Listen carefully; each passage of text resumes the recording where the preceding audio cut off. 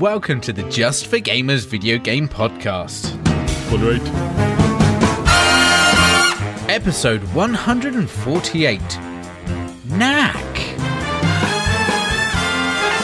In this week's episode, it finally happened. Oh my god! JfG Ash goes to Completion Town. JfG Alex dons a chicken hat. There's PS Plus and games for gold. And finally, we talk about the future of the single player.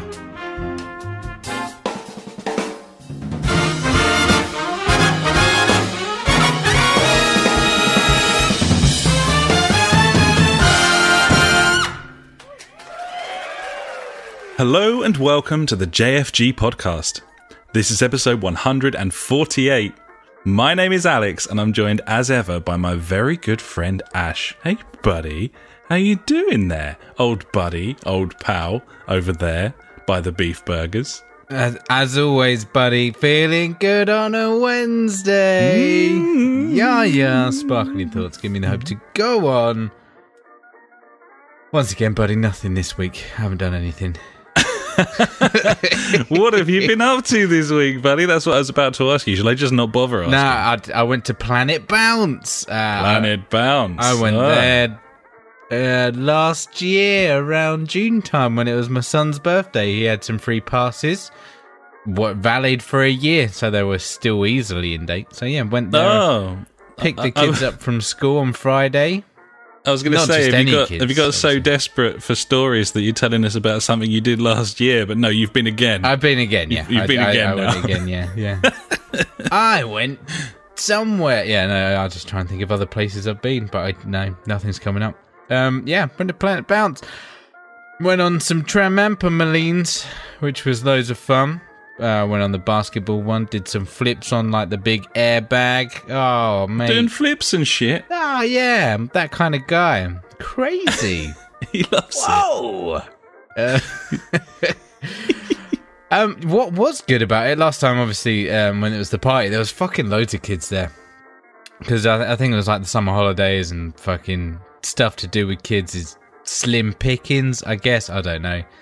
And, yeah, there was like 5 kids there. And this place is fucking massive. So we went bananas. We went on every trampoline there. Played some trampoline dodgeball. Oh, yeah, mate. That sounds like the best thing. Like, it's basically like you hired the whole fucking place out, except you didn't have to pay for the privilege. I think we paid like £10 for me to get in and my daughter. And that was it. It was ace. Nice. Loads of fun. Fucking great stuff, buddy. Everyone loves bouncing. I was absolutely fucked afterwards, though. My legs were just like, sure. Oh, God. Yeah. Exercise is bad. This is why I like to sit down with a controller in my hand. Just makes sense, really, doesn't it? That's just, the thing. Enjoy myself. Whereas, like with peripherals like the Knack and stuff, you have to get up and jump about. No, I'm not. No, that's not even me. My VR. There's a lot of those VR games where I might have to like stand, get down, get on the floor, dodge shit. I don't know about this. I don't know if I'm up to it in terms of like. I mean, I guess your fitness will increase. I suppose it must. Playing VR. Yeah, I mean that's something for you. There you go. I should have used that. Do you remember reason. like when VR was like not like fucking the beginning of VR, because that was fucking millions of years ago or whatever. But when VR was kicking off, and I vaguely remember hearing or seeing someone on a bike doing VR, and they were like riding a horse or something, but they were on a bike pedaling. I think that you should do something like that. Yeah, I mean, just substitute one object for another. It's like those roller coasters you can go on with the VR headset. Horses and bicycles are identical, basically. Apparently it made everyone feel really sick, and I'm pretty sure I saw a video of one of the horses getting shot up like 1,000 feet in the sky, and a guy falling off the bike or something. I'll try and find it and tweet. I've seen a lot of videos of people trying out the Vive in like Best Buys and stuff, and literally just like collapsing into shelving units and stuff. It's just like so disorientating. They're just down. The thing that I've seen a couple of them now. The thing to do with your VR goggles, buddy, is get some of them googly eyes. You know, the circles with the black bits that like spin round, and stick them on the front of your VR headset. Oh my god, it is so funny to watch someone with those on their face. Oh, yeah, literally, man. It's fucking... You can get all manner of decals and stuff as well for them now. Like, you can get whole, like, proper vinyl transfers for your VR headset and stuff. It's pretty great, cool. But googly eyes, mate. Hilarious. Yeah, I mean, that's the grail right there. It is funny. I watched the new Thor Ragnarok film. It was a fun film. I enjoyed it. It was funny. It was more like Guardians of the Galaxy than Thor. And I was like, okay, is this where it wants to go with the franchise? I don't know. Who knows? Yeah, man, because of that Avengers Guardians crossover movies out in the summer, so they're just like ramping up the hilarity for that one. So it's an easier transition between Yeah, people understand. Yeah. I'm sure that'll work. I thought it was good. Thor and the Hulk. Were you expecting... This might have just been me, but... Were you expecting it to lean into the like 80s like rock neon stuff a little bit more? I feel like it started like that with like, you know, him fighting the devil and stuff, and it was all dipping a toe back into it but never fully committing. Yeah. I wanted them to really lean into that, and they never really did, and I can kind of understand why, but I think it would have been better if it had been proper fucking hot rod, you know, about it. It was such a weird thing to do with it, though. Like you say, it's trying to get that transition between Guardians of the Galaxy and like the standard Marvel Avenger blokies, isn't it? Really, I guess. Yeah, exactly. Yeah, because I mean, you watch Guardians of the Galaxy or 1 or 2, and like the soundtrack on both of those are just fucking awesome. Yeah, exactly. And like, imagine going into an Avengers Guardians movie from like that first Captain America film that was like really po-faced. And, you know, it just wouldn't work. No, but, I know what you're saying. It's good stuff. Yeah, and finally, buddy, I've been drinking water this week. Okay. Yeah. Why? I bought a new water bottle, and I've been trying to drink 4 litres of water a day. 4 litres? 4 litres. I think that's below the isn't the recommended amount like 5 litres of water, I believe. I don't know. I'm not sure exactly what the stats are. That sounds like a lot, though. Well, I don't feel much different in myself. I've been weeing a lot, I must say. That will happen, absolutely. Yeah. Yeah. I mean, it's not great. Cleansing, but also, you know, you're getting your exercise up and down, buddy, up and down at the loo. Indeed. It's okay. I don't mind it. Yeah. You're going to stick with it for now, drinking water? Well, it's healthy, apparently, I think. So I've been told. It's good for you, wetness. It's the essence of beauty. It's true. A scholar once said, famously. Yeah. So yeah, drinking lots of water. Obviously not this evening, buddy. On the beer.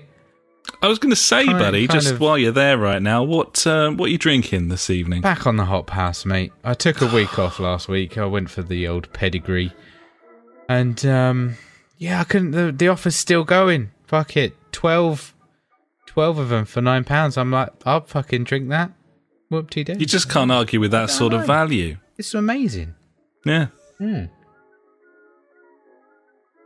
Probably the wrong time to drink there, but hey, we were talking about you were just creating a, you know, everyone's now got an image in their head of you kicking it back like an advert. Yeah. Like the bottle, just like, yep. Definitely look like one of those grin, handsome guys maybe a wink. On the beer adverts as well, me. Definitely. Absolutely, yeah. Not bald and short. Not at all. That's what they go for. I know, right? I feel like I could fit into like maybe a Carlsberg advert or maybe a Strongbow advert, one of them ones, but not a, you know, Stella Artois kind of advert. You know, that's not my scene. Apparently, they're just fucking taking the piss anyway, Stella, aren't they? With their classy adverts and their shitty fucking beer. So that also begs the question: what are you drinking this evening, buddy? I'm once again on the cause. Nice. Bringing it for back. Similar deal reasons. Nice. I like it. In that they're doing these 10 packs for £8.50 in the little Sainsbury's. And, yeah, that's reason enough for me. So there you go. That's a good fucking reason, buddy. The mountain Drink is blue, the mountain. Buddy. Oh. Yeah, it's blue. What's the catchphrase? They're 500ml cans as well. They're not that's better. Yeah, they're not pussy 440s. No. Yeah. I feel like we need to go to like the state sizes, get whatever the things are, like 12 ounces. I don't understand that. I don't know. I thought imperial an ounce nonsense was a measurement of weight. Yeah. Not what's liquid. What do they know? That's volume, isn't it? As a nation, what do they know? I mean, I feel like we seem to bash the Americans at least once a week. I think they would appreciate that. They would probably like that figure to be a little higher. Indeed. But yeah. Yeah, that will happen. Anyway, what have you been up to as well, buddy, while you chug that beer? Well, hello. Hi. I've done some stuff this week. I went for an old school cheeky brush with friend of the podcast, Paul, as he continues to house hunt in my neck of the woods, buddy, which is very exciting. Very cool indeed. Yep, house hunting. Went to Marlowe's for a burger, buddy. Regular listeners will know that that's the place to go. Should they ever be in this area, which is highly unlikely. Does everybody know your name? No, but they do at least recognise you and give you a vague sort of disinterested nod. Yeah, all right, mate. And that's fine. And they do seem to kind of they can't quite decide, buddy, whether they want to be somewhere that does table service or somewhere that doesn't do table service. So how does that work? What, they come like halfway with the food and then like just drop it? No, they literally switch it up each time. You never really fucking know. So one time you'll go in there and you'll stand by the entrance and they'll go table for 2 or table for 3 or whatever, and you'll be like, yeah, and then they'll take you to a table with menus. Other times they'll just ignore you completely, and the menus will be on the tables, suggesting that you should just go and sit down. The next time you go there, you'll like walk in and they'll be like beckoning you back, like, hello, like, what are you doing? Get over here. One time you'll sit there for like a good sort of 25 minutes and no one will come and take your order, and eventually you'll just go up to the bar and do that, and everyone will behave as though that's what you should have done in the first place. Other times you go up to the bar and they'll be like, oh, we'll come and take your order in a minute. They don't know. They don't know what they're doing. But what they do know is how to cook a fucking fantastic burger, buddy, and that's why I keep going there, despite the obvious faux pas with their service. There you go. What can you do? Yeah. I mean, it's a strange one. Go, not go. Options. No, you gotta go. Once you go, you gotta go. You gotta go. I mean, them's the rules. I'm gonna get in touch and run that one by them. Yeah. I got this brilliant idea for a slogan. Yeah. Who are you? What do you want? You go away. Go. Can I take your order? Go and sit at the table. Come and place your order when you... Anyway, so yeah, that was one of my days, buddy. Other than that, not a great deal. Went down to Knoll Park at the weekend, which is... Knoll Park? Knoll, Knole. Park. Yeah, okay. It's a big old park, and there's like a load of deers there. Plural of deer. Deers. Yeah. Female deer, a doe. Well, if they're little, then they're deerlets, of course. Sure. Yeah, they just come right up to you. They don't give a fuck. I don't feel like they are deerlets. They're deerlets, that's what they are. They just come up. They just come up and like brush up against you like a cat. Isn't it like faux or something? Steerlets, buddy, is the one that it is. So, yeah, they're really tame, and it's a nice place to walk around. It's pretty cool. So, yeah, we had a nice time there, buddy. Nice to be out on a Sunday walk. And then got a load of stuff for a big old roast, buddy. Did a big old gammon Sorry, joint. I'm calling shenanigans and deerlets. Steerlets. It's definitely fawn. I was close with faux. Fawn? Don't know what you're on about, mate. That's what you have on like a holly bush. Yeah, fawn. Fawn. Fawn. Oh, I've got some fawns. Fawn. On the ollie bush. In the ollie bush. Yeah. Fawns. Yeah, horses. So yeah, big old roast, buddy, on Sunday night. That's the way it's done, of course. Nice. I like it. And yeah, that's me, buddy. Nothing else except work, which is shit, so we won't talk about it and we'll move on. Hells yeah. So we should probably go and talk about what we've been playing. He loves that. He was happy with that. Video games. Video games! Love it. So, as is tradition, buddy, would you like to kick things off? I see you've been playing some video games this week, which actually I think you'll find is the topic for this week's show. Good news, buddy, because I have been playing some video games. That's first game I've been playing has been on the Nintendo Switch. That is Mario Odyssey again. Fucking made it to completion town, buddy. Oh, shit. Completed Fair play, buddy. Mario Odyssey. I don't feel like it took that long, but I don't know. I just kept dipping my toe in every now and now and again. I loved it. Every time I was like, this is really good. And yeah, finished it off. Spoilers about the end.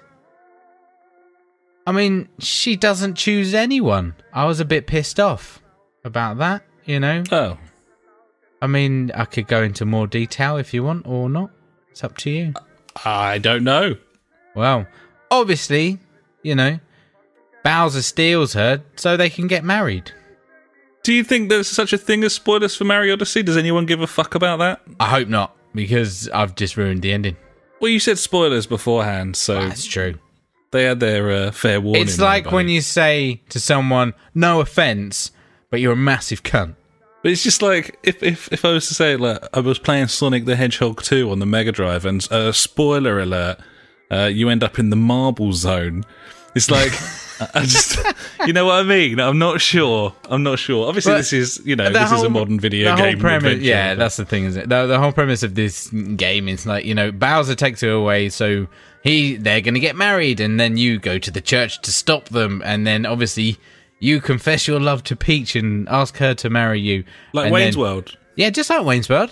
I think that's where they got it from. Yeah. And yeah, she's just like, no, fuck you both. I'm out of here. I was just like, I've just fucking travelled across this kingdom, multiple, whatever they are, levels, zones, areas, kingdoms, maybe it is, I don't know. I fought a dragon that, like, breathed electric fire or something. I'm like, shit. Come on. What is this? And she's just like, nah, mate. She fucks off back to her fucking Mushroom Kingdom Palace. And then I chase her there again, obviously, because I'm a massive stalker, being Mario. I was going to say, that's a bit worrying in today's climate. And she's fucked off again. I'm like, ruined it. I just don't want to go back to play that game now. That's it, it's all over. He's had enough. I could, you know, there's all different moons to go and collect and different outfits. I do love the outfits, by the way. Putting Mario in a cowboy outfit. Fantastic. Is that Mario microtransactions there, buddy? In-game currency. Oh, there you go. They done it good. They done good. Nintendo did good. Yeah. Pirate outfit was a favourite of mine. Like it. Very nice. Yeah. The clown outfit. Good times. Tasty biscuits. Well, now that I've finished it, I can definitely say that this game would have very easily been in my top 10 of last year because it was fucking amazing. I really enjoyed it. The combat was really cool. The addition of the hat or hattie was fantastic, you know. And then, you know, if you play it with your two Joy-Cons in your hands, you can shake them about and do different, like, shenanigan moves. Which is good. So, like, if you... And do you think that's the best way to play, is with them disconnected? Think so. Yeah. I'm finding that's the best way to play the Switch on the telly. Because I can just lie there and just relax my arms in whatever position. Like, I haven't got to hold a controller like you always hold a controller. You can just be like, bah. And lie there like a flop down, yeah. Yeah, exactly. And then you're just there. It's like the ultimate lazy man's controller. It's really, really good.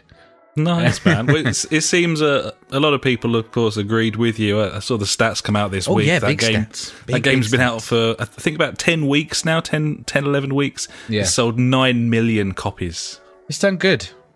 For a single platform game. on a fledgling system. That's fairly ridiculous. That's how it's done. That's exclusive. That is how it's done in many ways. I mean, seriously, like crazy numbers. Properly crazy. So yeah, Mario Odyssey. Probably won't ever talk about that again. There you go. Unlike this game that has come back for some reason, that's The Division. Oh, there it is. Still playing it, chucking more hours into The Division. I've now found out that the light machine gun is probably one of the best weapons in that game. Like, normally, every game, I'm like, right, assault rifle and a single shot, something. Like, sniper rifle, shotgun, whatever. Never the LMG. Accuracy is poor. I mean, there's loads of bullets, but fucking, it's spray and pray, you know, that kind of thing. I like to be accurate, pinpoint, fucking pappity pap, murder, death, kill, pretty much. That's my motto for playing games. No prisoners. But yeah, there's a cheeky little trait or perk that I unlocked, which means when I go into cover for the next like 10 seconds, my accuracy or my handling or whatever, my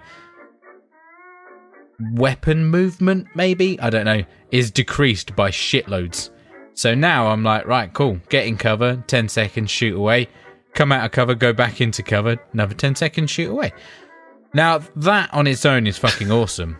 But what I didn't realise when playing this game the first time, or I can't remember, is that the LMG can suppress enemies, meaning that they can't fucking move. So all these big fuckers that keep rushing us, like, we can pin them down, and then someone can get on some height and just fucking continuously shoot them in the head. Just pap away. Yeah, mate. It's the tactics being like clear out all the scrubs and then fucking heavy fire on the big dude, hopefully pin him down somewhere, and then just pap. That's much better, because that's not cheesing. That's a legitimate tactic that could be used in real life, isn't it? And that's the difference. Like, you wanted it to be tactical in that manner because of the nature of the game. Yeah.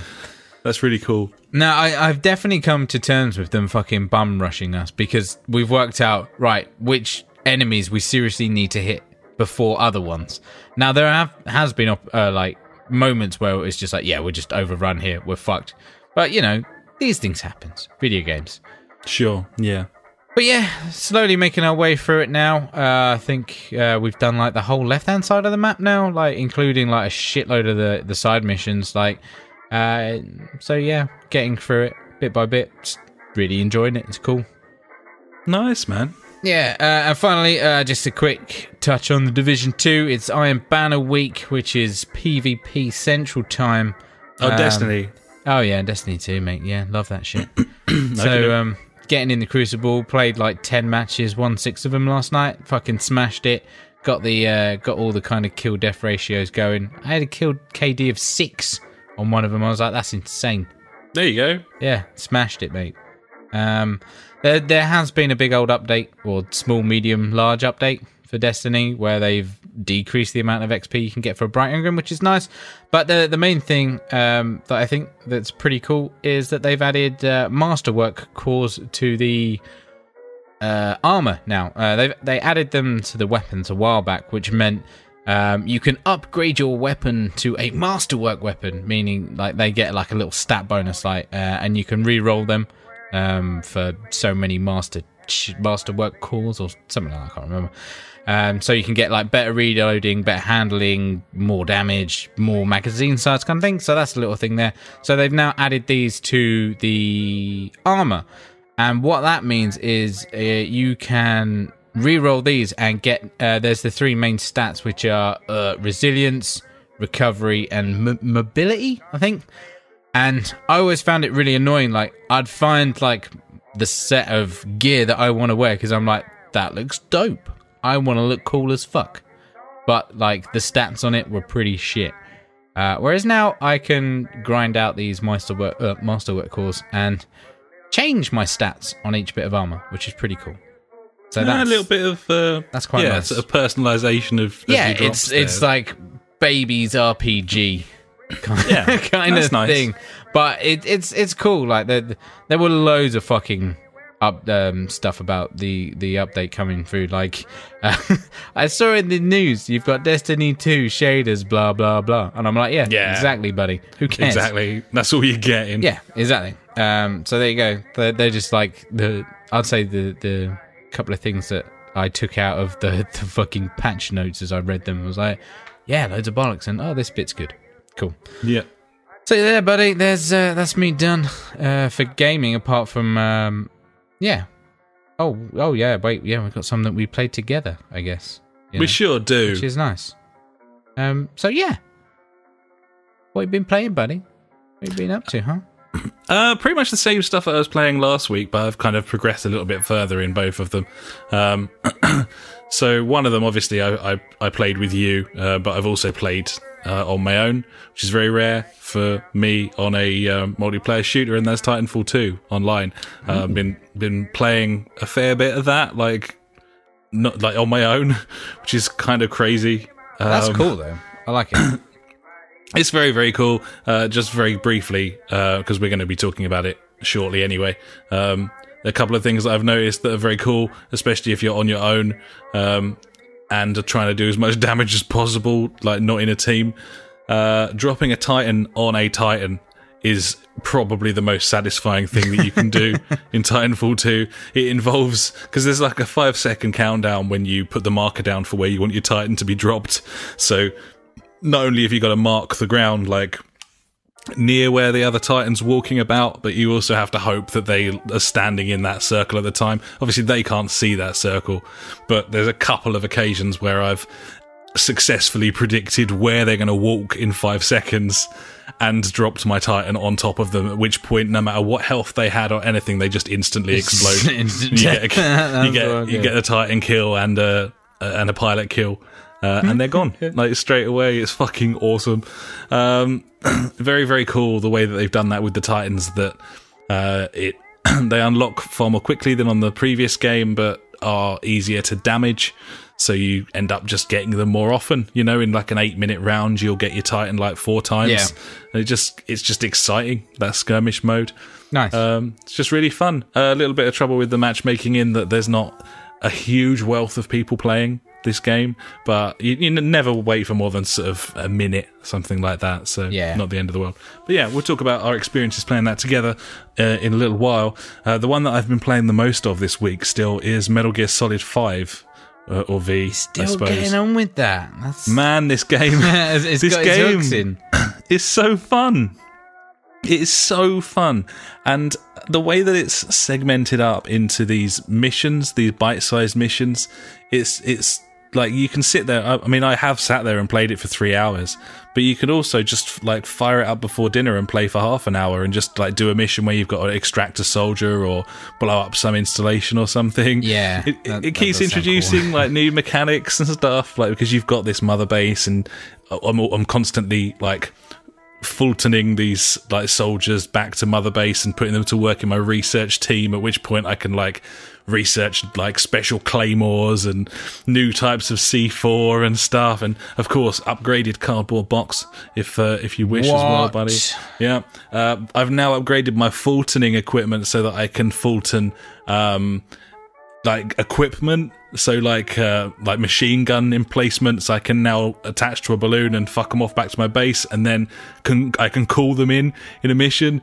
So literally I've got to take over this village, and I go up to this little ridge above the village and then call the chopper in with a machine gun turret. It drops it right in front of me on the ridge, and then I just open up on the fucking village and just kill everyone there. It's so satisfying. I should play this game, shouldn't I? And the way that when the chopper comes in, like I've collected some new music tapes, buddy. So when when the chopper comes in with the machine gun turret, it's playing "The Man Who Sold the World" like over its like megaphone, and all of the guards in the encampment are like, "What the fuck going on?" And then I was just like opening up on them. I did a particularly difficult mission where you had to extract this prisoner from a really heavily guarded sort of sand fortress out in the desert. Yeah. And I died 2 or 3 times in a row, and suddenly it popped up this message, the game asking me if I wanted to wear the chicken hat. Which is a literal like rubber chicken you can wear on your head. And if you do that, then it gives you like a massive advantage in terms of enemies don't spot you for like 3 seconds after they've like stood straight in front of you. But obviously you have to suffer the fucking embarrassment of wearing a chicken on your head. Just like stuff like that is utterly ridiculous. There's so much cool stuff, man. Like I rescued this little puppy from one of the encampments, and that's growing up to be one of my like partners. So each time I go back to Mother Base after a couple of missions, this dog's getting bigger and like coming up to greet me. And then eventually when he's like an adult dog, then I can like switch him out as my partner and take him on missions, and he'll go and like rip people's throats out and go and grab guns off tables for me and stuff. Like, it's just a fucking playground. It's like Hitman in the desert, but you're like far more powerful. You know, you can go guns blazing. It's so much fun. It's got its flaws. A funny picture this week of Metal Gear Solid V5, whatever. And so you were saying how Snake can go sideways on his horse. Yeah. Which is brilliant. But then there was a picture of that, and then underneath it was a picture of Woody in whatever Toy Story it is when he goes on the dog, and he does the exact same thing. I was like, no way. Did they just steal that from Toy Story? Oh, dear. Man. Yeah. This game's awesome. I flew in a Jeep the other day, so I've got a Jeep I can just drop in whenever I want at this point. Nice. The AI is really quite clever, but it's got to the point now where I've got so many cool gadgets. Like, I had to kill these 3 guys. There was one of them coming I knew he was coming down the road at a specific time, so I got like dropped in like 10 minutes before and just set up like a line of C4 down the road, and then just like crouched down really low and put Ride of the Valkyries on my Walkman.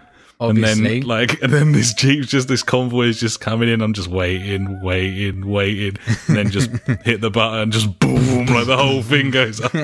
So satisfying. And nice. You can keep bringing in, like, I've got 4 C4 capacity at the moment, but I can put those 4 down and then call in a resupply. Get another 4.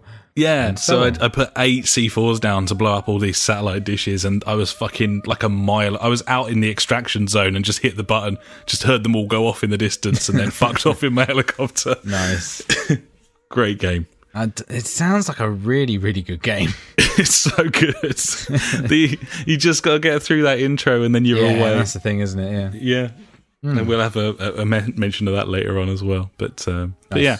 That's me, buddy. So we should probably talk about what we've both been playing and go back to Titanfall 2, because game night this week, we had the chance to actually play that as a decent-sized group. What, there were 5 of us playing? Yeah, I think there's about 5 of us in the end. And yeah, what did you think? Like, initial impressions? You'd played a round or 2 last Wednesday. So how did you find it? Like, the multiplayer it's really good. Obviously, a fucking game that runs at 60 frames per second, that runs at 60 frames per second is always a bonus, I must say. Feels nice, doesn't it? It feels very really nice. And it seems I've already chucked a few hours into the campaign already, had a lot of like the movement down, but I love that grappling hook too much though.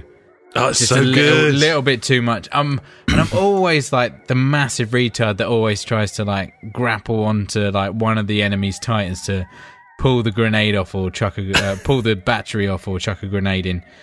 I still don't know how to give other people batteries yet, though. No, I haven't quite worked everything out. I should just look it up as well, really. But I'm just being lazy. I'm the guy with the grappling hook who fires at an object just over the top of a wall. and then grapples himself into the wall, Into and the he's just wall, stuck against the wall, like just. So the tactic is you grapple, and then while you're grappling, you just tap the jump button. It boosts you up that little bit. You innit? proper like rocket jump almost. Yeah, but like some of the moments, like when you do like a grapple into a wall run, and then you end up going through a window, and then you're just like, "Fuck, what just happened? That was amazing." How did I do this? Or like It does. It just makes you feel fucking badass. This game, it does. doesn't it? It really, really does. It's very cool. I'm playing about with some of the weapons at the moment, but standard thing, going for the assault rifle. It's a winner every time. But Absolutely, I want to try these the other guns out. I kind of find it a bit of a bummer that you can't have like an assault rifle and a sniper. You have to have like an assault rifle and the Titan killing gun. I guess you could use that as a sniper rifle though, but still, I don't think it does much damage to pilots though. That Titan killing gun, they've kind of nerfed fuck out of it. Certainly with the grenade launcher, it just doesn't hit enemy pilots. At all, it just misses them. So I mean that's a bit of a bummer, but you know you got your trusty sidearm as well, which is always good. But saying that, I've had a lot of joy with the Titan killing gun. I've got I don't know the basic one, the standard one, but then I've upgraded it to do like less damage, but like faster like reloads or whatever. So I can, it's faster hitting, and I'm finding that really enjoyable. Like just fucking standing on a rooftop, popping up, shooting some dude, and then scarpering back down, popping out the other end of the the rooftop. So it's like, fucking, where's he gone this time, the bastard? And I'm like, yeah. It's just manic action, isn't it? It is. It's very good. Every bit of it is incredibly satisfying. Like the melee kills, especially so. Like it's got so much going on, and it's just a frantic like 10 minutes of fun, just little bite-sized chunks of ridiculousness. Yeah, definitely. I'm really, really enjoying it. It's good. Like we ran into some pro players and they battered us. Yeah, obviously, when we're playing as when 5 of our 6 team members are us playing the game for the first like few hours. Yeah, we're not going to win many rounds, but no. it was really good fun. Definitely. So Ghost War. Bit of Wild Pants, buddy. This week we had a full complement on game night, and we were able to play some 3v3s where we actually made like 2 separate parties and had a proper little mini war thing. And I thought it was incredibly enjoyable, like super tense, and it was, especially with the fact that most of us have played several hours of this together, so we're kind of second guessing each other's tactics. Yeah, we're thinking like, oh, what are they going to do? Are they going to go left, right, down the middle? Are they going to hold back? Are they going to push on? Like they just don't know. Like, and that's the thing about it, is that uneasiness of, you know, that they're decent players that you're playing against because you've played with them, and it's very, very cool. And I'm so glad that now that we've got like enough people to like have a decent game of this like local, and like this makes me think like, fuck, we should get Black Ops 3 like back up and installed and updated, because then we can do 3-on-3s on that, and like thinking of other like, you know, multiplayer games that we can have teams of 3 on against each other, which is really cool. I think my big concern with Wild Pants of late is that we're clearly going to be playing this game for some time, but there's no way I'm ever going to put enough hours in, like the hundreds of hours that are required to you know, you meet these guys who are like prestige 20 and stuff, and it's just the longer we've played this game, the more of those sorts of people you run into who are just much better than me. So the fact that we can make private matches and actually fill those lobbies, you know, because the maps, you can pick maps that suit 3v3 rather than 4v4. Yeah. It just kind of works, and that kind of takes away that worry that I had that it was going to get to the stage where I was just going to get so frustrated because of how outclassed I was that I wasn't going to really want to play it that often anymore. So it's been awesome, hasn't it? Yeah, it's been really, really good. So the other one, and finally, that we played this week, and we always play this on a game night, Project Cars 2, but this week we had we had a full complement. We had a big old grid of us playing, and I thought it was interesting. It was very fun at times. there were some manic moments and some interesting crashes. I think we can all agree on that. Buddy. Definitely, yeah. But all in all, just the best racing game. Yeah, really, definitely. Just really enjoyable. Like the more people, and the fact that like we're playing with people we know, and we're talking to them, and we are trying to be respectful of each other, kind of thing. Most of the time, people aren't running you off the road on purpose. Yeah, exactly. So it's instantly better than playing in public matches. Yeah, totally. Which is really cool. Project Cars 2, definitely best racing game. So good. Very disappointing that hasn't got VR on PlayStation. Yeah, mate, that sucks balls. It just can't manage it, I'd imagine. I mean, all of the limitations you're seeing on other racing games that do have VR. Yeah, there's no way Project Cars 2 would run. It's just not got the chops. So, the question really, I suppose, is would it work on PS4 Pro? Because obviously they're not going to do that because they've said they're not going to have separate options. Thing for the Pro and for the but is this an occasion where that has prevented Pro users from having a real amazing experience there? Yeah, maybe, buddy, maybe. Yeah, who knows? Dangers of a half step, buddy. What can you say? Well, either way, there you go. Hatful of games there from us, and we should probably move on. Gibbons. And now it's time for the news.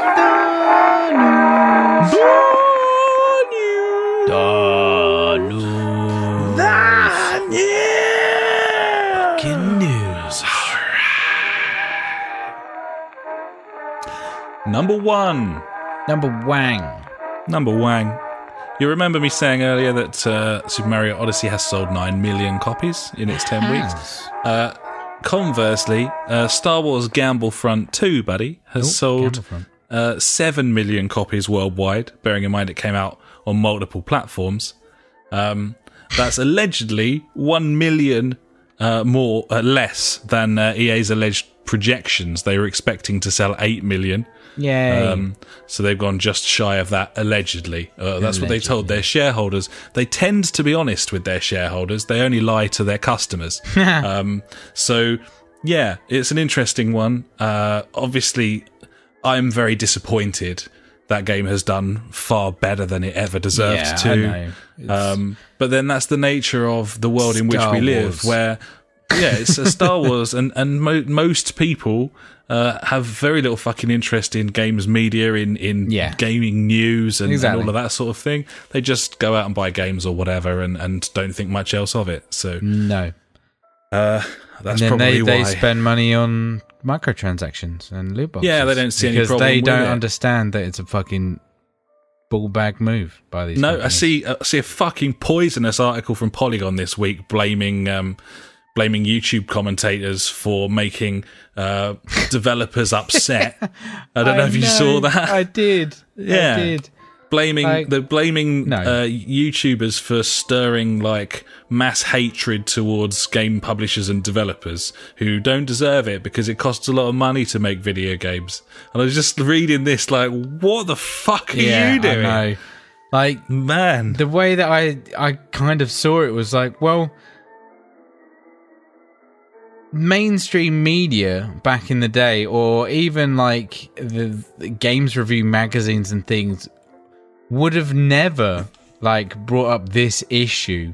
It's only in the time of now where this is possible, where independent people can have their voice on the internet, and people will listen to them and follow them, but these people are just making sense. These implementations of this fuckery from the games company, it's just not good. I don't understand how certain games companies are fine and are making money and don't have these ridiculous loot boxes, microtransactions, what have you, and they're like, we're good. Don't worry about it. We're fine. We're making bank. No bother. Yeah, exactly. And the only difference between YouTubers is that they're not traditionally in the pockets of the games media, relying on discs, that's the thing, relying on like... And that's what I was kind of going for like games magazines and review magazines back in the day. Of course they were getting relied on publishers for chucking them cash money. Early coverage and so they're going to get over, you can have first access to this, but you can't give it lower than an 8, maybe. Who knows? And that's why people took to YouTube and Patreon because they knew that was a conflict of interests. Yeah, and totally. And then suddenly you've got a lot of people speaking the truth who can't be controlled. Yeah, wah. So there we go. Anyway, EA say, we're fine. There was a ridiculous rumour that came out a couple of days ago saying Microsoft were thinking of bidding for EA. I would be like, brilliant. Once again, there was a classic little animation of, was it the two people, like EA and Microsoft like, where did you bury the bodies of like all the other things? And then the EA character takes them to where the bodies are, and then it's just Microsoft shooting EA in the head, adding to the bodies. I was like, if only. It was a good one. That can't be true, surely. That'd be the most... no, it was like EA, Steam, or was it Valve? I can't remember, one of them, and also the guys that made Pugba, like Blue, whatever they are now. Oh no, they changed their name. Blue Point, Blue Hole, maybe. Blue Hole, yeah. I think it is Blue Hole. Sounds... Blue Point do the Uncharted remasters. But nice. Either way, they were asked about whether paid-for loot boxes will return, and they said that it was basically, they will in the coming months. Yeah. Well, they said that in the first place when they took them away. They're like, we'll take them away for now. And they reiterate that they aren't gambling, buddy. So I know. There you go, we've been told. They said most of the governments of the world agree with them. Well, the government's a bunch of cunts. Well, maybe they're not all looking at it. Maybe they've got better things to do. Probably more likely better things to do. Maybe they don't give a fuck about EA. No, they couldn't give a fuck. And who could blame them? Yeah. Anyway, we'll move on. Hey-ho. Number 2, PUBG has now hit 4 million users on Xbox Live. So it's gone up another million in 2 weeks. Which is pretty crazy, frankly. Although it's becoming less so, isn't it? Because nothing really surprises us anymore with not with this game. Yeah, I know. It's just fucking up and up. I don't know. I just want to know when it's going to stop. It's crazy. Mental. Even more crazy that we have no news on a PS4 release still. Well, Microsoft have obviously chucked a fair chunk of money at that. Yeah. And the fact that they've been helping them like publish it on Xbox, I think it was published. I can't remember, but they've been definitely helping out a lot. So I reckon they've got quite the lucrative deal there for a minimum a year, I would say. Well, they seem to have enough money to throw around, funnily enough, don't they? Sounds like it, doesn't it? If they're going to buy EA, that'd be brilliant, though. I'd love that. Crazy. It'd be awesome, man. Well, anyway, massive figures there. Next one, Anthem has been delayed until 2019. Shame. Apparently this is to make sure that it's got space to breathe in terms of its launch window, not clashing with Battlefield or anything like that. So yeah, because they said there's definitely a Battlefield out this year. And it sounds like it might be Bad Company. That'd be nice. I'd play that. I mean, unless it's EA though, innit, mate? Yeah. The boycott continues, maybe. The boycott probably does continue, but we could always go and pick that up in CEX for a tenner less, buddy. That's true. I'm pro that. Yeah, there you go. Play their game, use their servers, give them no money. This is kind pre-owned of... games. Like, obviously, yeah, buddy. This is kind of shown a bit like with Destiny 2 being like, they've got a chance to bring it back with their September update and all that shit. I'm like, sure, whatever. They've got everyone's money already. Is that... Well, no, they can make more money in September though, buddy. Yes, that's true. And they probably will from me. My bad. Everyone's bought that game already. Like, I know, right? I don't know why people keep talking about them bringing it back. It doesn't fucking matter. They've made their bank. But yeah, it's like the whole future of it. I think we went over it last time, didn't we? Yeah, absolutely. Well, there you go. Either way, Anthem delayed. I don't care. I want to see that game and how it runs and what's going to be in it, but I know that they'll ruin it. Yeah, I know they're going to ruin it. Imagine if they didn't, though. I can't imagine that. Try, buddy. I can't. Come on, have a bit of hope and belief. I'm not even being negative. It's an EA published BioWare game, and they will fuck it with microtransactions. It won't have the content it deserves. It'll be broken. It'll be fucked. Whatever. I already know that. I'm not going to get disappointed because the hope wasn't there in the first place. Yeah, that's true. I'll just buy something else. So other games will be available. This is the JfG Alex 2018 attitude here, buddy. This is how I feel this year, basically.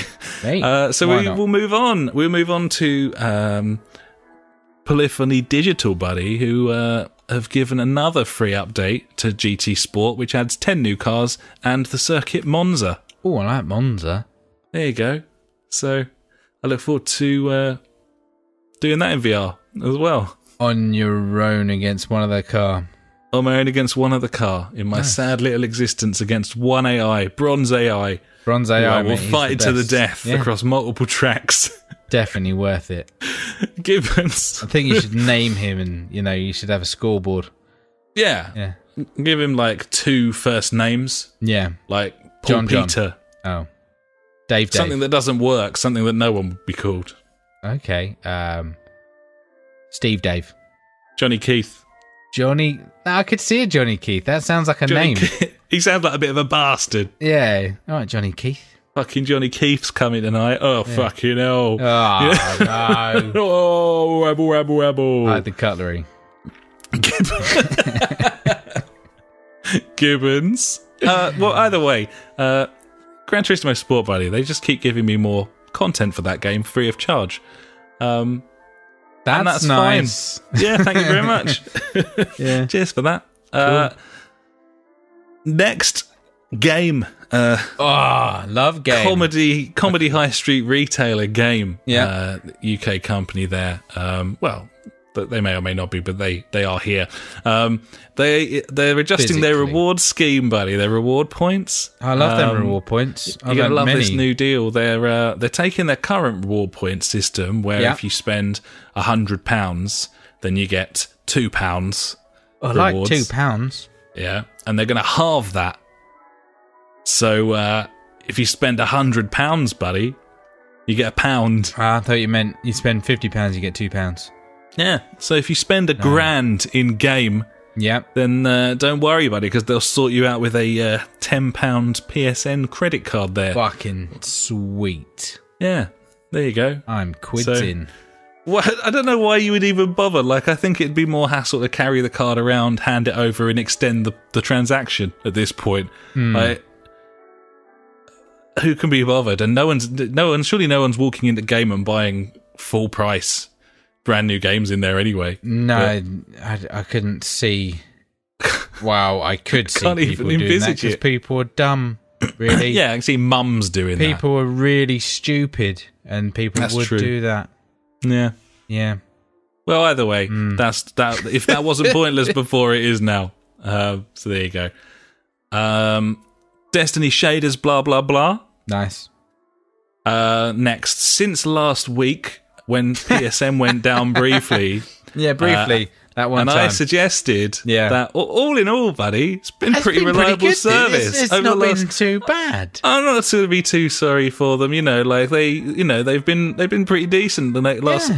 Since I started paying for it, I think it's only gone down a couple of times. They've done a stellar job. Yeah, well, it went down the following 3 nights in a row. To the point where a recent big FIFA Ultimate Team tournament had to be held exclusively on Xbox, despite the fact that it was sponsored by PlayStation. Well, there you go.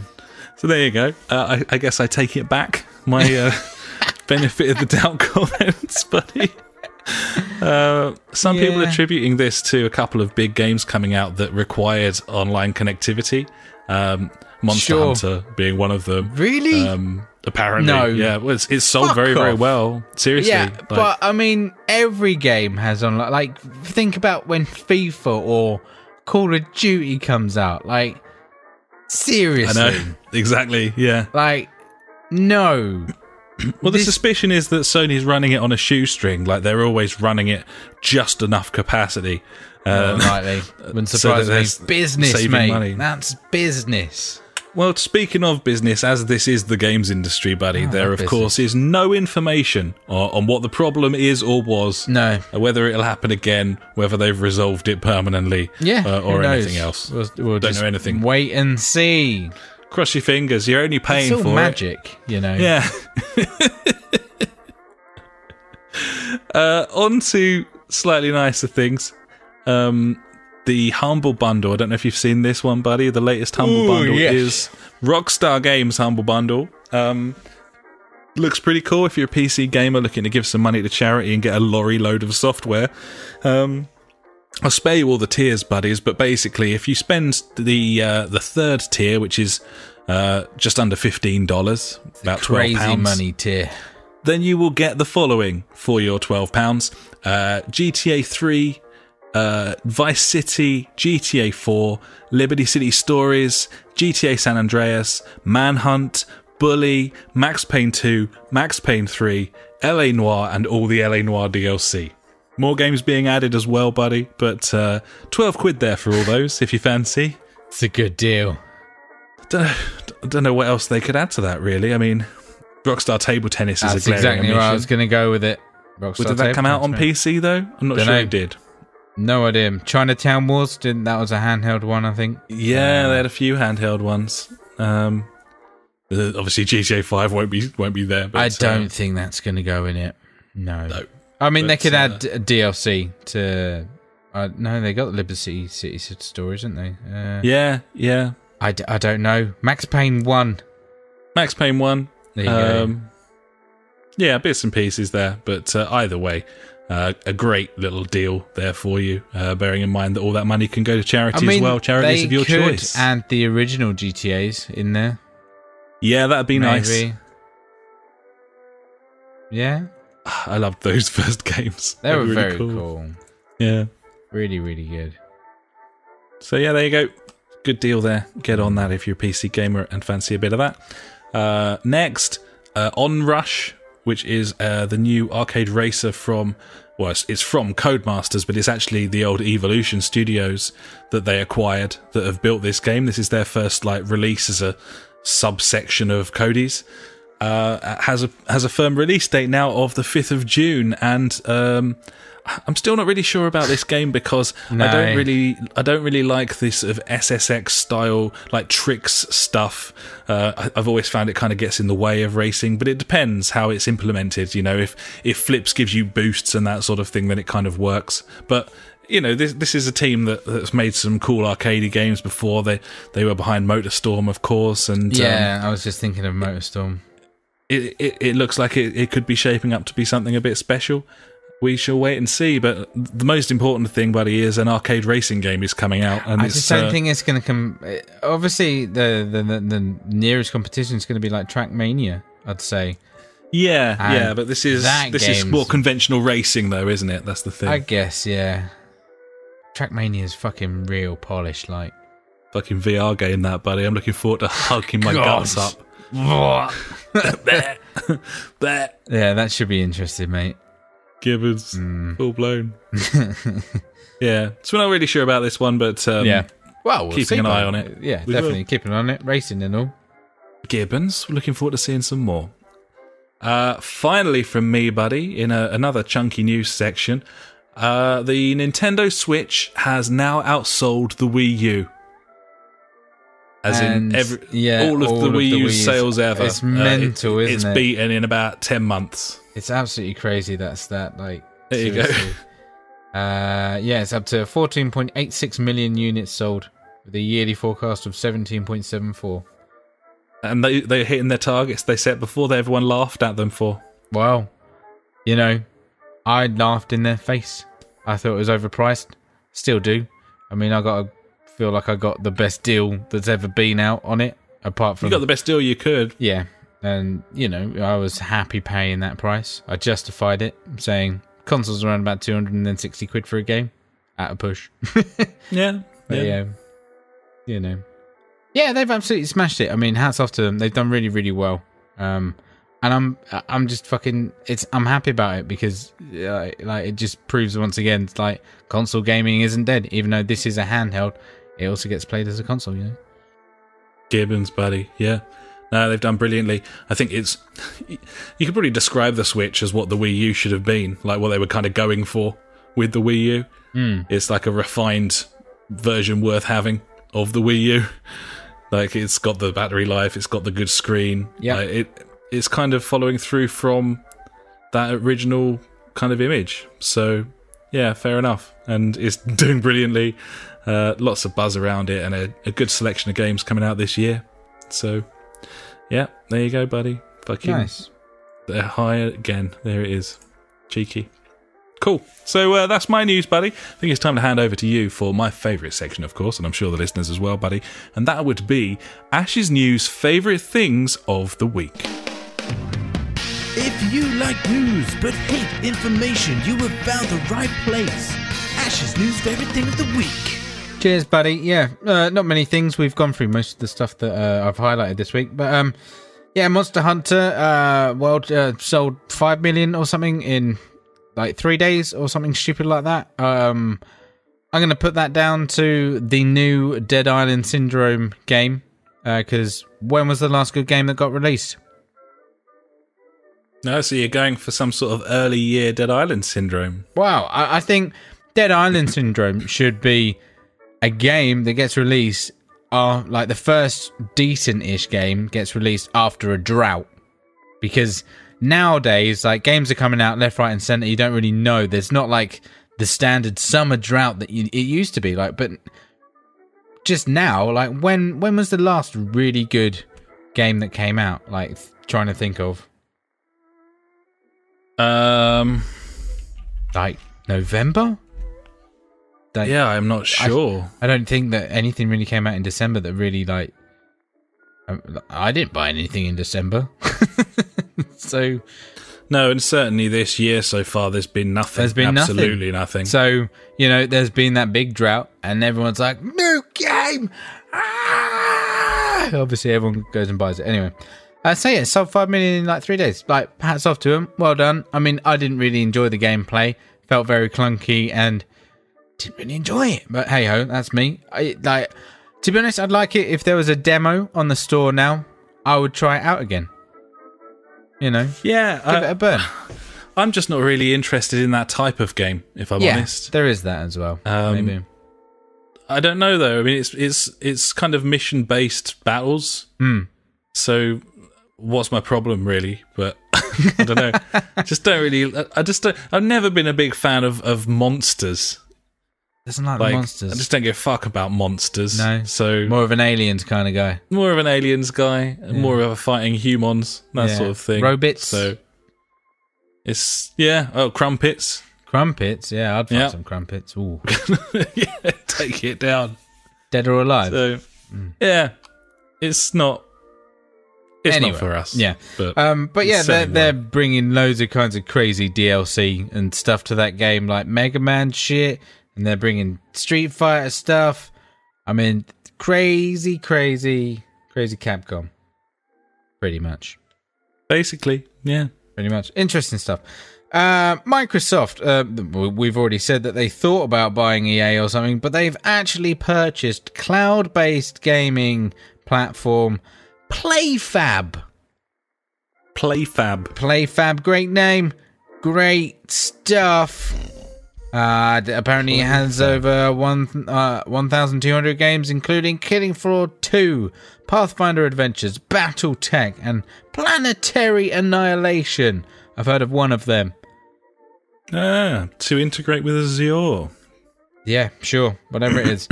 Power of the Cloud, though, buddy, which I thought, came to mind with the cloud-based gaming. Power of the Cloud. That's what Crackdown's going to be, buddy. Crackdown, Power of the Cloud. Apparently. Yeah. 2 years ago. Yeah, maybe. Who knows? Yeah. AMD, makers of components, video game cards, graphic cards. Makers of cryptocurrency cards. Yes.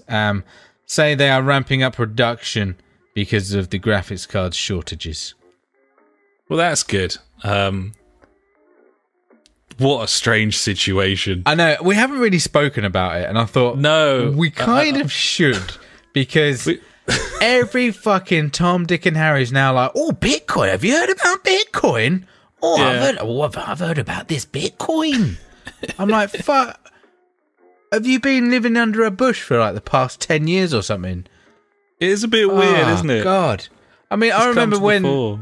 like, I'm talking like when I was back in uni. I'm sure that's when I first heard about Bitcoin, when I was like 21. So we're talking 12 years ago or something. Yeah. Maybe 10. Yeah, 10, I reckon. And thinking, I should probably have a go at that. Just do a bit of mining. I got a decent PC and nothing ever came of it. Fucking wish I did now, though, didn't I? So for anyone who's completely out of the loop here and doesn't really get it, you can mine for currency. Basically, you're like a cog in the machine, and you'll earn for being part of it and helping it along.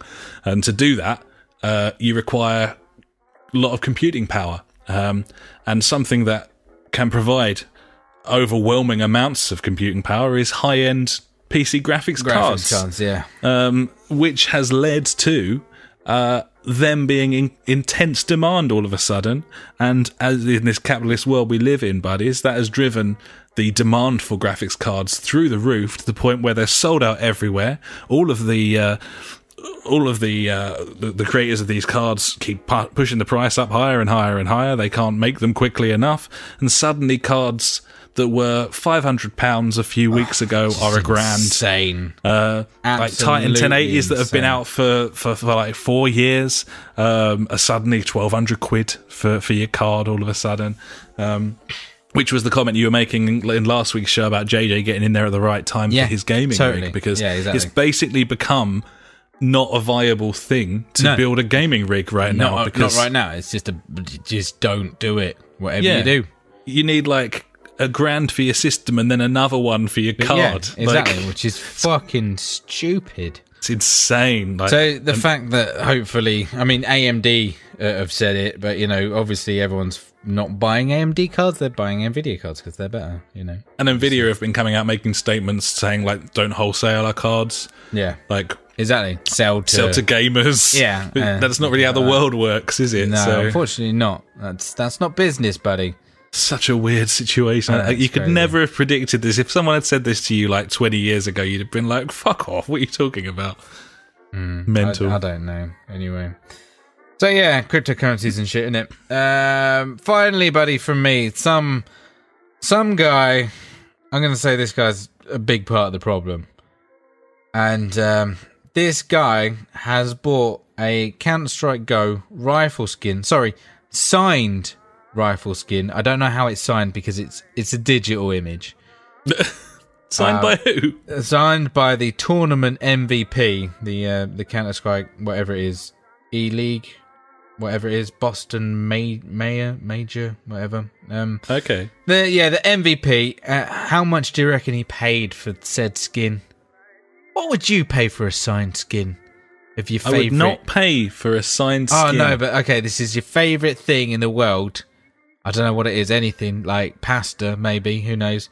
It's a physical object, buddy. I'd pay for a physical object. No, but that pasta that is the best thing in the world has signed this skin. It's the only one in the world. How much would you pay for it? Signed by pasta. £12. £12. I mean, I'd say I'd pay £12. This guy, £12. This guy paid a bit more than £12.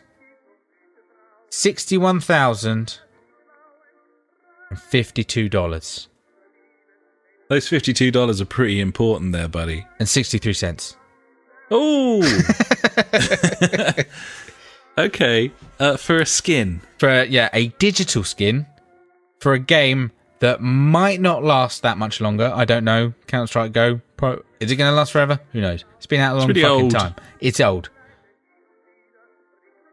I don't understand that, really, if I'm honest. He can't take that skin with him anywhere. No. Can't be like, let me just put that on my pen drive. Couldn't take someone it with me. make the skin? They could try to, yeah. I don't see why not. Could they not just copy the skin? But it's not digitally signed. By pasta. That's true.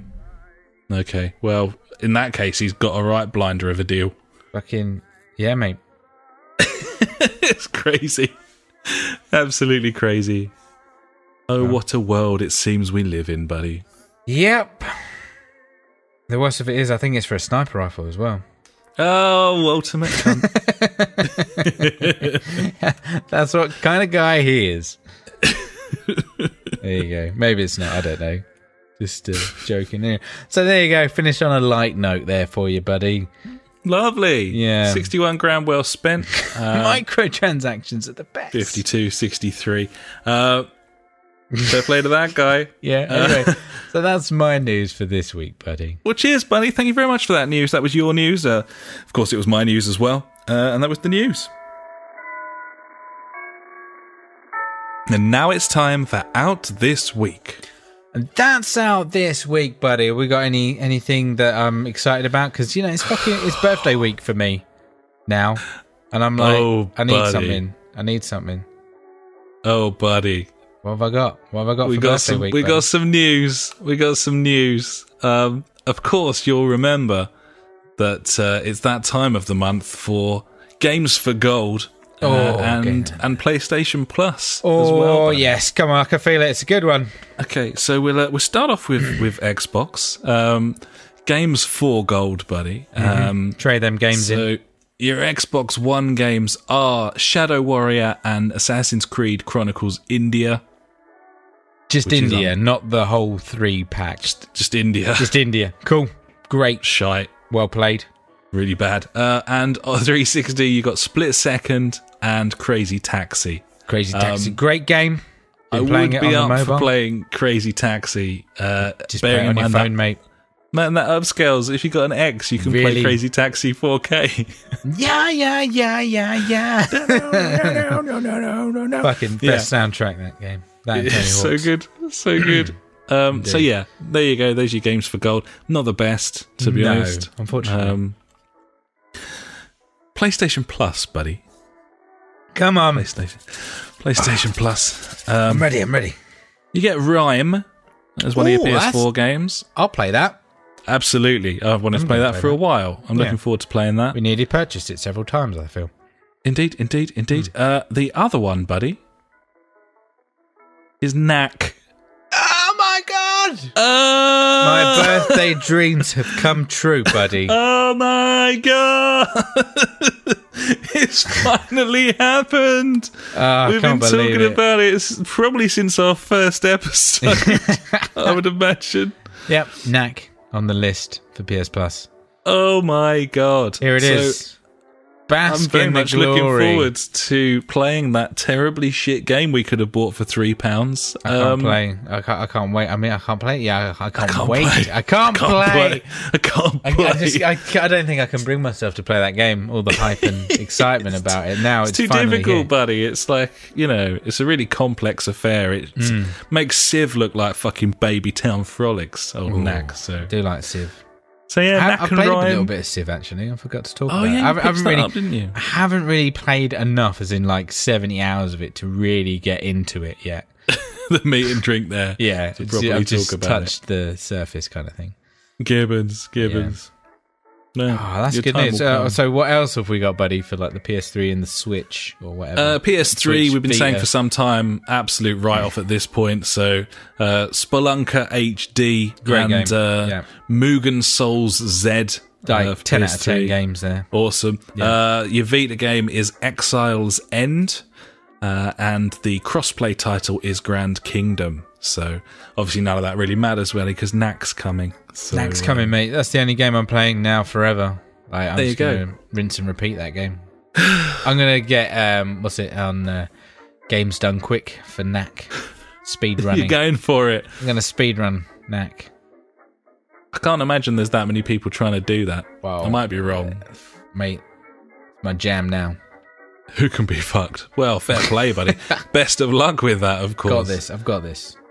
So there you go. There's your Games for Gold, your PS Plus. Also out this week, we have Shadow of the Colossus on PS4. That's that big old remaster. Sparkling reviews, by the way. People are really loving that. I'm a little put off, if I'm honest, by my experiences with The Last Guardian, because that's an alleged current gen game. Obviously, it had been, scaled up and worked on. Mm-hmm. This is a remaster, and I'm thinking, well, The Last Guardian controls like arse. So it's a remaster of a PS2 game as well. How's this? Yeah, exactly. Like, how's this thing going to feel? But hey, apparently it's a brilliant remaster. They've really overhauled it, and people are really digging that. They love it. So, fair enough. I might pick it up in the sale. Maybe this can be the new Knack. Yeah, one day, buddy. PS one Plus day. One day. Shadow of the Colossus PS Shadow Plus. of the Colossus. Yeah, it'll be there. Yeah. Elsewhere, we've got Civ 6 Rise and Fall, which is the new DLC pack for Civilization 6. I might have to pick that up at some point. You probably don't need that just yet, buddy. Not just yet, but apparently it brings a lot to the table. I'm sure. Yeah. Well, the Gods and Kings and stuff from the old one was That's huge. what I'm thinking. Yeah. And what's it? Brave New World? Brand New World? Whatever it was. Brand New World, yeah. That was a big old expansion and really enjoyed that. That was cool. It's a full-blown gibbon. So that's there for you. You've also got Attack of the Earthlings on PC, which I had a little watch of, and it looks like a sort of shitty XCOM, but you are playing the aliens. Fucking and, sign me up. Humans are invading. Yeah, I don't know. Yeah, I need to get that fucking Mario and Rabbids. That's the shitty XCOM I need. That does look like the best shitty XCOM you can get. I did notice XCOM 2 was really low on it was in the most recent sale. Yeah, it was, wasn't it? Like £13, something like that. Around there. Yeah. I just don't know if I'd get into it though. I don't know. I know Funk was a big old XCOM fan last time round. It was indeed. So also this week we've got Empyrean Cyberstorm, which is coming to the PC, Switch, and Wii U. This is a top-down arcade shooter, all in sort of neon. Kind of got a bit of a Tron vibe about it. Looks quite cool. You said Switch, mate. I have to investigate these Switch games now. Yeah, unfortunately, it's sort of like a souped-up asteroids type affair. Oh, I don't like the sound of that. I mean, he's not sure. There's no videos of it, so no, I don't know. No, thank you. No, okay, fair enough. And also on the Switch this week, Dragon Quest Builders is arriving, which has been out on the other systems for a little while now. I played that on the Vita. Yeah, quite a nice little game. Enjoyed it. Yeah, played quite a bit of it on the Vita, but I don't think I'll buy it. No, perfect game for the Switch though, isn't it, that one? Yeah, I think that's what I said when I played it on the Vita. I was like, yeah, it's a really good handheld game. But yeah, it was alright. Not bad. It's a cheeky one. There you go. Oh yeah, Gibbons. So yeah, there you go. That's your out this week. Not really a great deal going on, but obviously that Knack news has lifted all of our spirits, buddies. So what else do you need other than the fact that Knack is coming to your console soon? I don't need anything else. Speed running all the way, mate. Yep, we're all going to be practicing. I expect that next Tuesday is it? I'll fire up my console in the evening, and my whole friends list will just be Knack, all the way down. Yep, I believe so. Gibbons. So there you go. That is out this week. And now it's time for Fuckwit Corner. Fuckwit Corner with Funk. Fuckwit Corner with Funk. He's got some questions. Funk.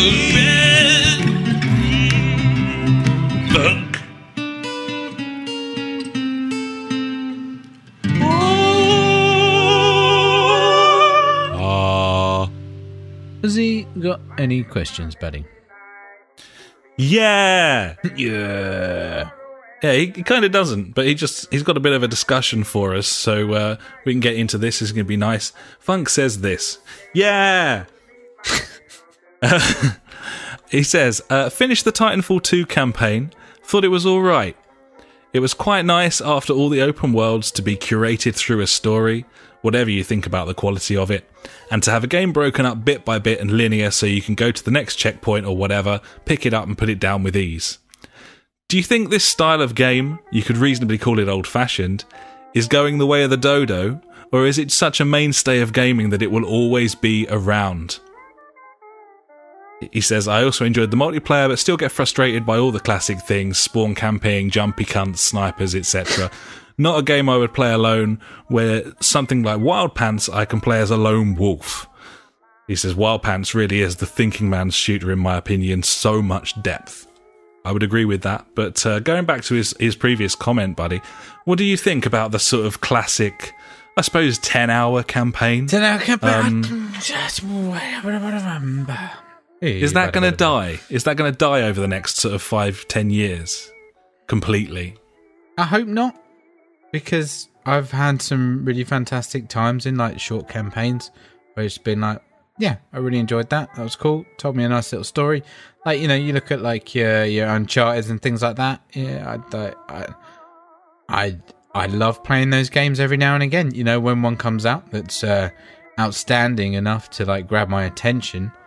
Like, yeah, I love playing like campaigns like that. Like, I'm all about open worlds and big old adventures and RPGing, but it's like it says, it's nice to have a break from that. And then just have something linear. Like I think that all these games can coexist within the ecosystem of video games, in air quotes there.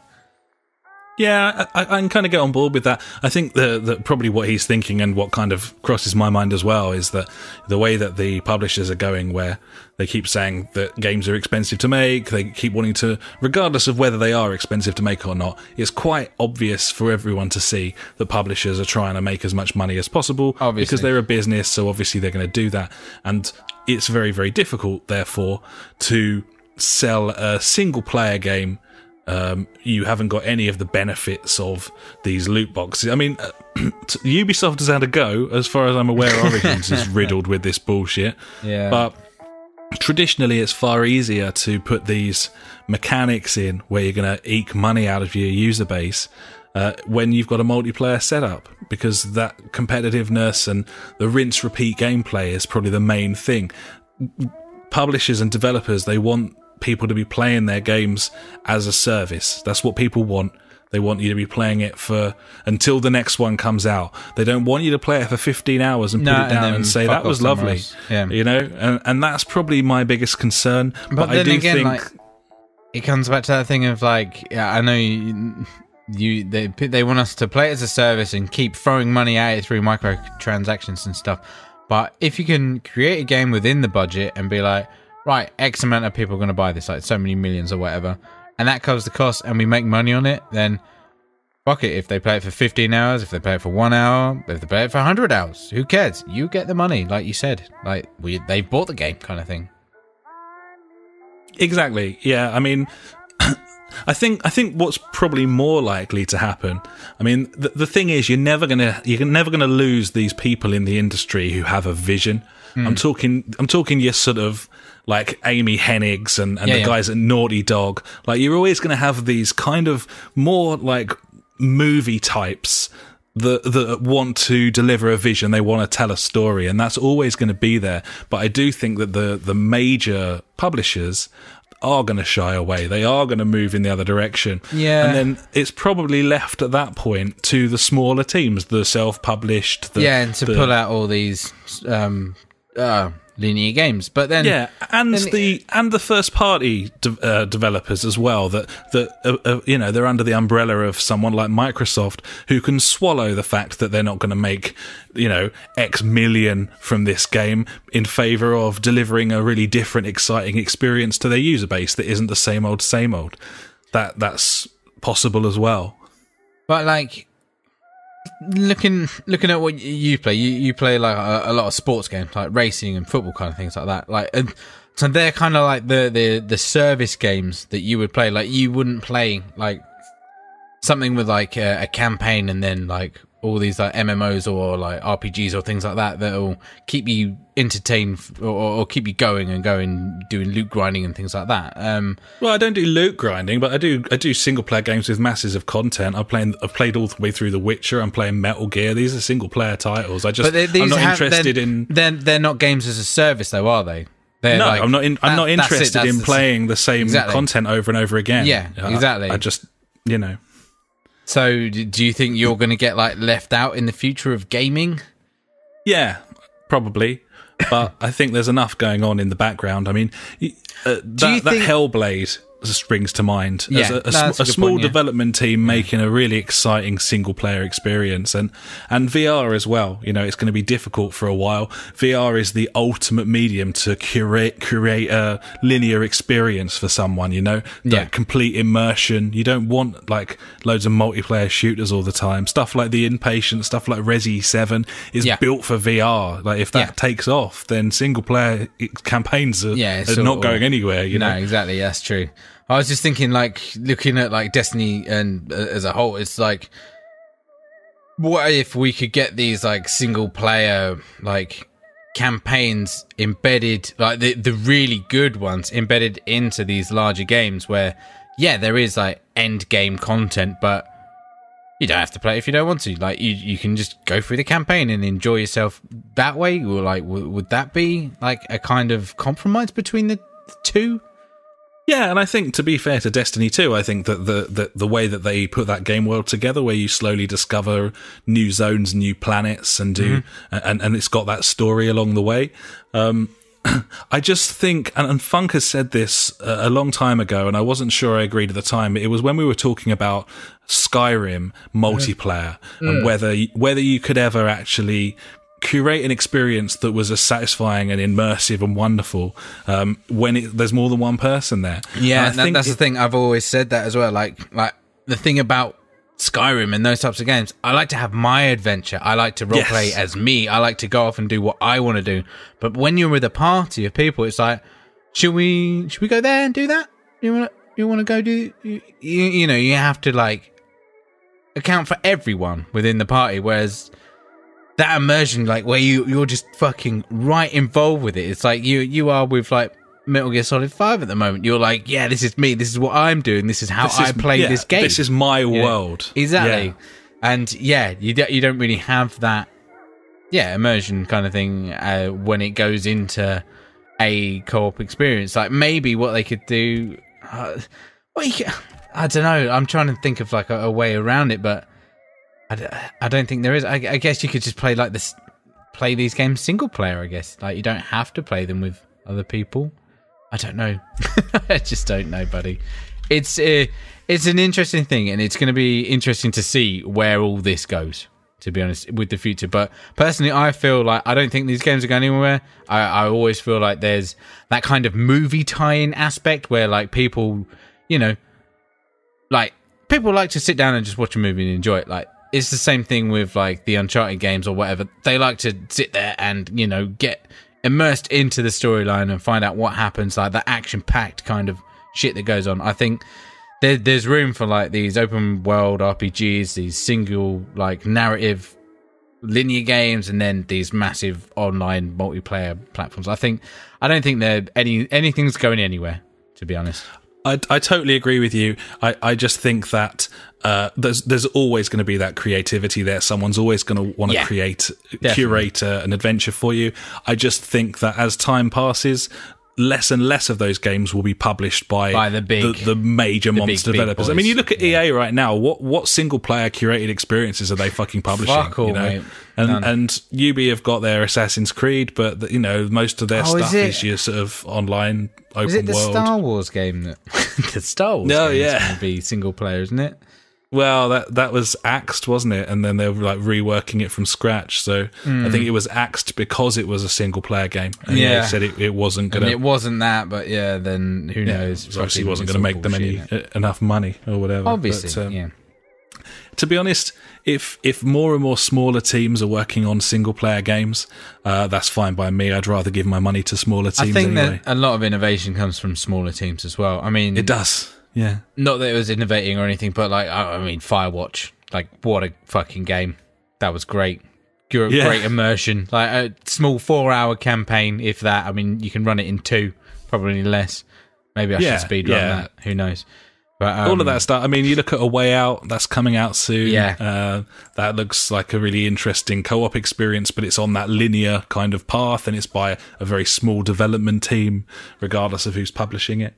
So yeah, it's an interesting one. I think games of service are going to be EA, Ubisoft, Activision. They're not going to be releasing any single player stuff. But then it's a matter of culture as well. You get a lot more single player games coming out of Japan. Teams like Square are more than happy to make stuff like Deus Ex and Tomb Raider, and they're more happy to go down that route anyway. So I think the diversity is always going to be there. I don't see them dying. I just think that it might change in terms of size of budgets and that sort of thing. Yeah. Good question though, isn't it? Like it's definitely. Certainly a thinker, isn't it? Yeah. And as Funk says about Wild Pants, I can totally understand that. Like it is the thinking man's shooter because of the pace of it. That's why. It's because it's a slow paced game. It's a tactical. I don't like the term thinking man's because obviously Wild Pants is like super tactical, which is what it is. But like with these fast-paced ones, you've got to be thinking. You've just got to be thinking real quick, kind of thing. Yeah, it's kind of knee-jerk. You just got you get better and better at making the right decisions, don't you? Yeah, exactly. You need to. It's a different way of thinking, in a way. But no, like the way he's used it is spot on. It is like the thinking man's like shooter kind of thing. Yeah, and I totally understand as well, like what he's saying with. He can go kind of lone wolf and it can be all tense and he can play it his own way and everything. Yeah, totally. But it's almost like a difference between simulation and arcade. I can just as easily jump on my own on Titanfall, run about like a dickhead, not worry about anyone else, land a Titan on someone's fucking head. Obviously. It's just different styles of game. And I think Funk's always preferred the slower style. I think I have as well. Always preferred the slower style. I like the tactics. It's the amount of time it's been since I played an arcade shooter that I was actually quite enjoying has been a while. So it's probably when Battlefield 1 came out was the last time I had like genuine fun, and even that's not super fast paced really. So I suppose early Black Ops 3 when we first picked that up, we had quite a lot of fun on that. This is probably similar to that, I'd say. Yeah, I'd say so. So yeah, there you go. So thanks very much for that, Funk. Every week, we end the show with questions and comments sent in by you. If you've got anything for us, just pop an email to the jfgpodcast@gmail.com or contact us on Facebook, Twitter, or at justforgamers.co.uk. Sweet, buddy. Got a little bit of Street Beat, just a tiny little bit. So friendly neighbourhood JJ has... now it's time. Want to know? No, I didn't do it because it's only a little tiddler, so I just didn't. Get on the show. I'm sorry, buddy. Oh. And now it's time for JFG Street Beat. You got a question we want to know. Street Beat. Facebook, Twitter, we're on them all. So hit us up and be on the show. Street Beat. The JFG Street Beat. I might want to know. Want to know. Get on the show. Get on the show. I'm sorry, buddy. Street Beat. JFG Street. Yeah. Go on. What's he got? JJ's jumped in on our Discord this week, buddy. What? Got the little chat room on Discord now. He's on the Discord. He on obviously the Discord. went to the website, jfgpodcast.co.uk, and saw the social icons and clicked on Discord and accepted the invite from me. Yeah, you can do that, buddy, on the do that. www.thejfgpodcast.co.uk. Once again, leaving it to the very end of the podcast to promote ourselves. It's our thing. There you go. It's what we do. Yeah, it's what we do. Yeah. So yeah, he's on the Discord chat, and I didn't reply because I kind of saw a comment from like a listener, like a friend of the podcast.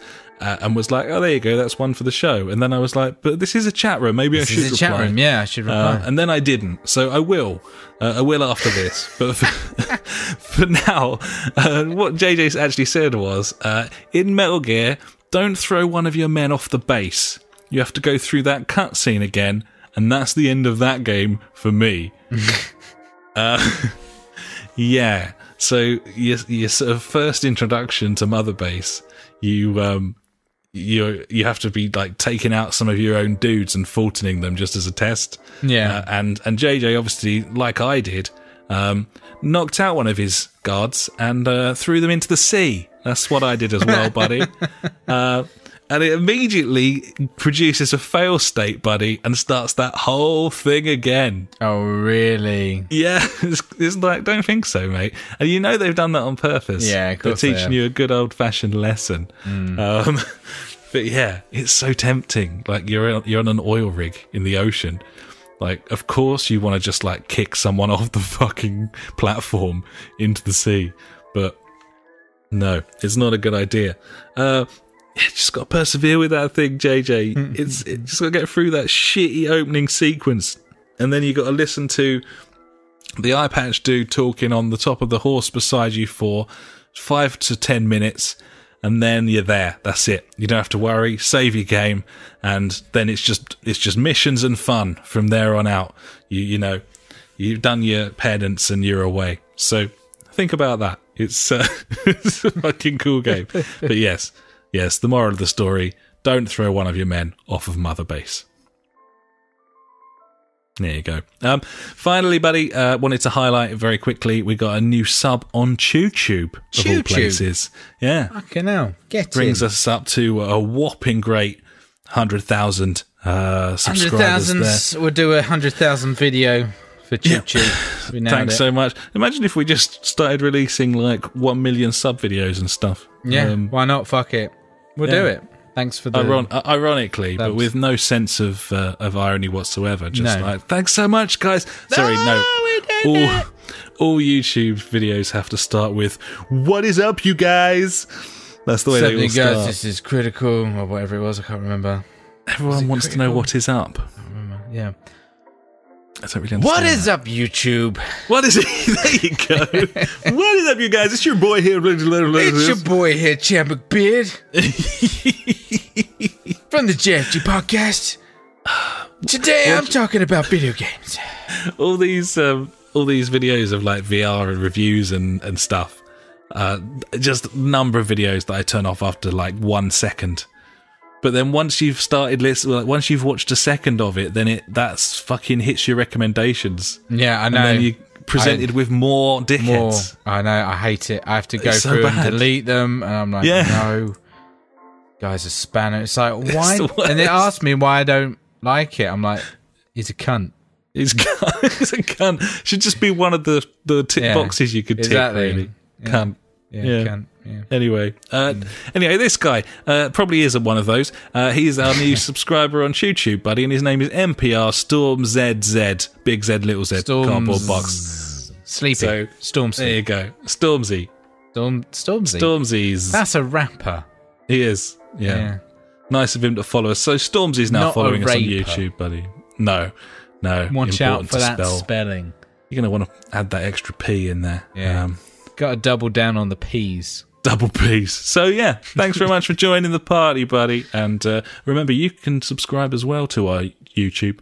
I don't know why you would, but you can. Just fucking do it. It's fun. You know, it's fun.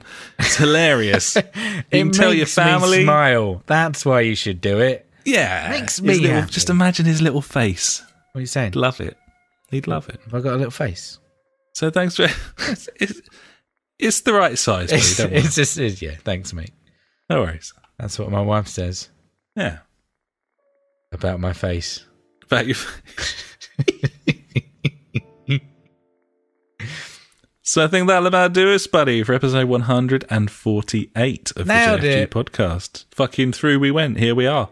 We did it once more. Nearly at 150. Closing in on 150, aren't we? Yeah. I don't think you do the milestones after 50, do you? We got to wait till 200 now, I guess. I'm going to do with 150. You're going to have what are you going to do? How are you going to celebrate?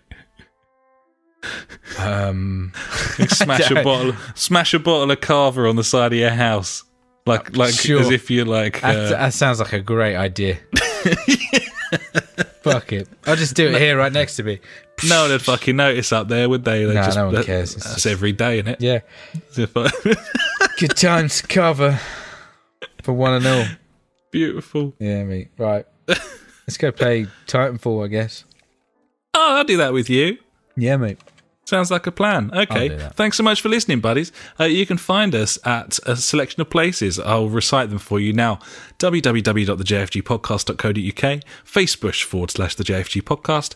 Our Twitter handle is at the JFG Podcast. You can also find us on your PlayStation 4 or device on phone relating to PlayStation 4. That would be the JFG Podcast community. There it would be. Yeah. Or the pro, if you're a pro gamer. Unfortunately, I'm just a conventional gamer. I have been for nearly a year now, buddy. There he is. Fair play to him. We are on a selection of video streaming sites, including YouTube, Twitch.tv, and Mixer.com, aka Beam.fucking-pro. So you can find us on there. SoundCloud /Just for Gamers. If you want to listen to an episode from 3,000 millennia ago. And we're also on Google+, if that is how you choose to live your life. Thanks so much for listening, buddies. We will catch you next time. Until then, I've been Alex. He has been Ash. Goodbye. Farewell.